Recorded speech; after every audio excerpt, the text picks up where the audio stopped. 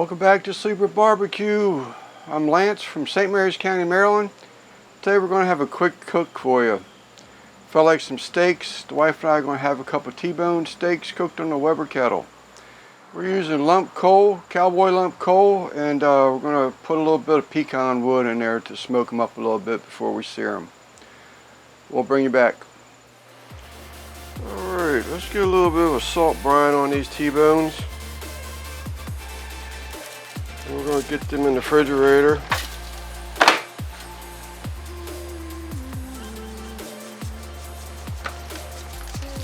For later on this afternoon.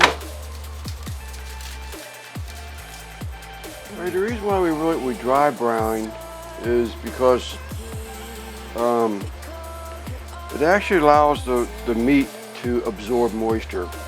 When you put the salt on your raw proteins, beef, you'll notice moisture come to the surface. I'm not too sure if you can see it or not, but then that moisture will be soaked back up into the meat after it's mixed in with the salt. It's more moist. It gives it flavor, and to me it makes for a better piece of meat. You know, you can, if you're going to do dry brine, I would probably recommend that you leave it in there more than a couple hours, but I don't really have a whole lot of extra time. You know, 24 hours, some people even go 48 hours. All right, we just got some chunk of hickory, or pecan, pecan wood on there. Let's make use of it before it burns up. A little duck fat on the grates. Gotta have a little steak on the grates.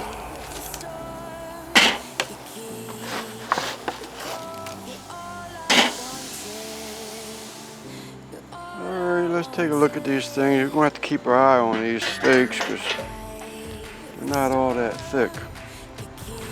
I'm not even going to think about flipping them or anything right now. I'm going to give them some more smoke on them. Alright, let's see if we can't get a sear in between all these vehicles going down this road.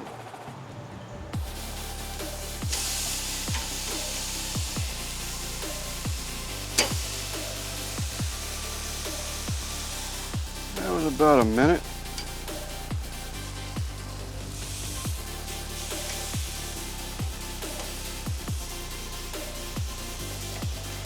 As high as I'd like to have it, but it'll have to do.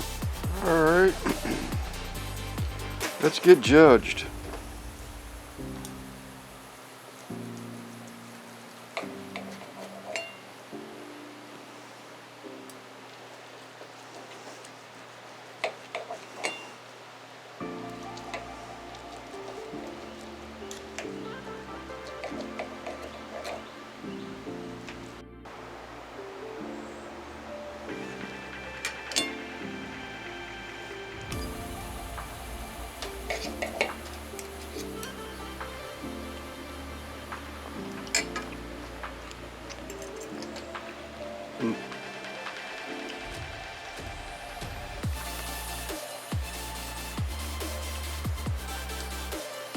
Fabulous. All right, we're back for a quick little recap. The wife and I really enjoyed those little T-bones. Great flavor. So moist. I'm telling you, if you really need to try the dry brine on your steaks, you know, I'd let them sit in there